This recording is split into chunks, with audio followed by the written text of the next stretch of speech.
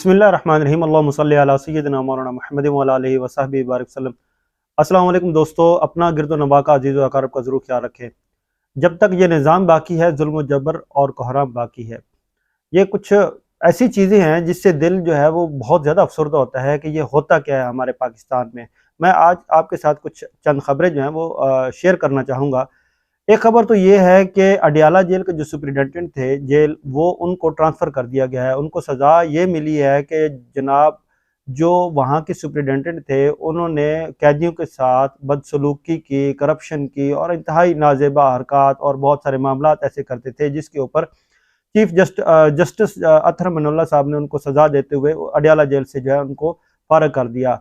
और अब खुदा की करनी कुछ यूँ हुई है कि वो जनाब जो अडियाला जेल के सुपरिटेंडेंट थे, वो अब सेम अपनी पोजीशन पे फैसलाबाद में आ चुके हैं और फैसलाबाद की जेल में जो है वो अपनी ज़िम्मेदारियाँ सर अंजाम दे रहे हैं। एक उम्मीद करते हैं कि जब उनको इतनी बड़ी सज़ा मिली है तो वो घंटा घर की बरकत से 5 वक़्त की नमाज़ पढ़ेंगे, कैदियों को नमाज़ पढ़ाएँगे, अखलाकियात सिखाएँगे और अखलाकी मामलात जो हैं वो उनके ज़रूर दुरुस्त करेंगे। और उनकी जो कैदियों की एक तरबियत होती है, उनको जो है जुर्म से दूर करना, उनकी अखलाकी तरबियत करना, उनको और दूसरे मामलात ऐसे बताना जिससे वो अपने मुआशरे में आके दोबारा रिहाई के बाद एक अच्छी और खूबसूरत ज़िंदगी बसर कर सके, जिससे मुआशरती ज़िंदगी में सुकून आ सके। इस पे हम उम्मीद कर सकते हैं, लेकिन कमाल ये बात है कि उनको एक सज़ा मिलती है कि उन्होंने बदसलूकी का जो रवैया इख्तियार किए रखा कैदियों के साथ, और उन्होंने जो वहाँ पे करप्शन की जो मामलात किए, तो कितनी खूबसूरत सज़ा उनको मिली कि वो अडियाला जेल छोड़ के फिर दूसरी जेल में आए। उसी ज़िम्मेदारी के ऊपर वो सज़ा भुगत रहे हैं ताकि वो अपनी जो उन्होंने कसूर किया था, उस कसूर के ऊपर उनको पशमानदगी हो जाए, अपने आप को वो सही कर लें और लोगों के लिए इबरत का निशान बने।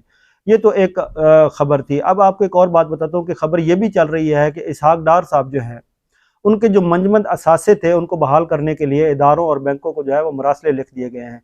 आपको याद होगा कि इसहाक डार साहब जो हैं, उनके ऊपर जब ये करप्शन के केस या जो केसेज़ आए थे, तो नैब ने उनके वारंट गिरफ्तारी जारी किए। तो उस वक़्त के जो वज़ीर आज़म थे, वो उनको अपने जहाज़ में बिठाकर बहिफ़ाज़त पाकिस्तान से बाहर ले गए और वो कमोबेश 3, साढ़े 3 साल, 4 साल जो है वो मुल्क से बाहर रहते हैं। और वहाँ पे रहते हैं, यहाँ पे उनको जो है अदालतें और नैब जो है वो उनको मफरूर करार दे देती है। यहाँ तक होता है कि उनके जो असासे हैं उनको नीलामी के लिए पेश कर दिया जाता है और नीलाम होना शुरू हो जाते हैं। एक बात मैं आपसे अर्ज़ करना चाहता हूँ कि जो इनके नीलामी जो असासे हैं, वो असासे तकरीबन उस वक़्त 5 अरब के मालियत के थे और उस वक़्त डॉलर की जो कीमत थी वो 120 रुपए थी। अब आपके सामने पाकिस्तान में डॉलर की कीमत कमोबेश 240 के करीब है और वो 5 अरब 120 डॉलर पे था, और अब वो असासे कितनी अहमियत के होंगे ये आपके सामने है। आपको थोड़ा सा एक और याद दिलाता चलूँ कि परवेज़ मुशर्रफ साहब की हुकूमत में नवाज शरीफ लोगों के ऊपर, नवाज शरीफ ख़ानदान के ऊपर केस बना था इत्तफाक फाउंड्री का और उसकी ज़मीन का। तो केस ये था कि उन्होंने बड़ा खूबसूरत एक केस बनाया, केस बना के उन्होंने पेश कर दिया कि ये जो इन्होंने बैंकों से औने पौने में करोड़ों रुपए के एवज़ जो है वो पैसे लिए हैं और ये जायदाद कराई है, सारा कुछ कराया है। तो फिर इनके ऊपर वो केस बना, केस चलता रहा। फिर वो नवाज शरीफ लोग जो है वो बाहर, मुल्क से बाहर चले गए, शरीफ खानदान। फिर मुशर्रफ साहब के साथ डील हुई। पाकिस्तान में ये डील पाकिस्तानियों को तबाह करके रख गई है। डील होती है तो शरीफ खानदान दोबारा वापस आता है और वही जो इत्तफाक बाउंड्री वाली ज़मीन होती है, उनमें से चंद प्लाट जो है वो बेच कर वो बैंकों के ऊपर वापस कर देते हैं पैसे और कहते हैं कि हमने धेली का हिसाब दे दिया और ख़त्म हो गई सारी चीज़ें। लेकिन वो जो केस बना, जो सारी चीज़ें वो कहाँ रह गई।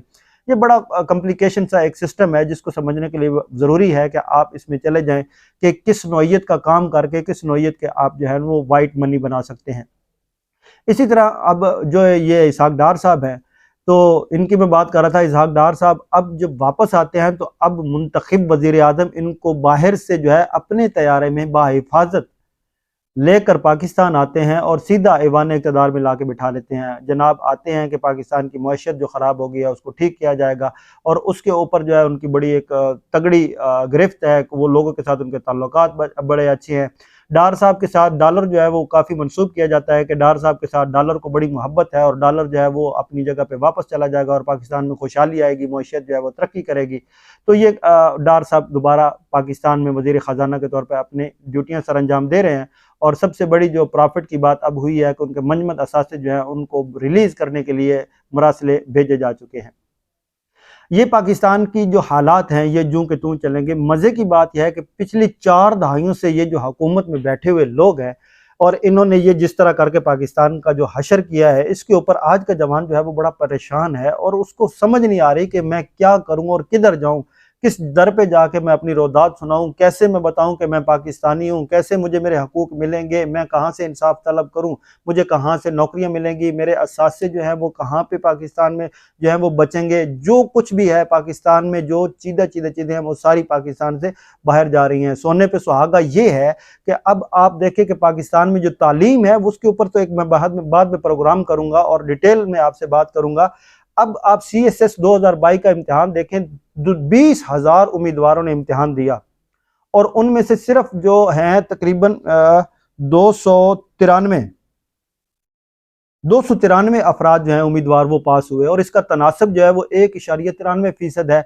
अब मैं मुबारकबाद देना चाहूँगा वो 4 दहाइयों पे मुसल्लत हुक्मरानों को, जिन्होंने पाकिस्तान में तालीमी तरक्की को रोकने का जो बेड़ा उठाया था उसमें वो कामयाब हो गए। और इसमें जो नौजवान हैं वो कहाँ खड़े हैं और उनको क्या मिल रहा है और किधर खड़े हैं।